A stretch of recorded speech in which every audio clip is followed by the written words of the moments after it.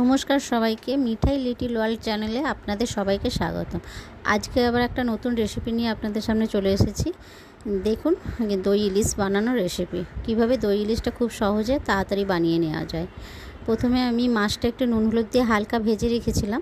যারা কাঁচা খায় তারা কাঁচাও করতে পারে, বাট আমি একটু ভেজে নিয়েছিলাম। তারপরে কড়াইতে একটু অল্প তেল দিয়ে 4-5 চামচের মতন সর্ষে, কাঁচা লঙ্কা আর পোস্ত, এই তিনটেকে একসঙ্গে আমি পেস্ট বানিয়ে নিয়েছিলাম মিক্সিতে করে। আপনারা শিলনোড়ায় বেটে নিতে পারেন। দিয়ে আর কিছুটা বেশ খানিকটা কাঁচা লঙ্কা ওর মধ্যে দিয়ে দিয়েছিলাম, হালকা একটু করে চিড়ে। কারণ এই রান্নাটা সম্পূর্ণ কাঁচা লঙ্কার ওপরেই হবে, না হলে কালারটা চেঞ্জ হয়ে যাবে, এই কারণে। দিয়ে ওই ভাজা মাছগুলো একটুখানি সর্ষে বাটাটা আর পোস্ত বাটাটা নেড়ে আমি তারপরে মাছগুলোকে দিয়ে এপিট করে দিয়েছিলাম। দইটাকে ভালো করে ফেটিয়ে নিতে হবে। দেখলেন কেমনভাবে আমি ফেটিয়ে নিয়েছিলাম। ফেটিয়ে এবার গ্যাসের ফ্লেমটাকে একদম মিডিয়াম করে রাখতে হবে।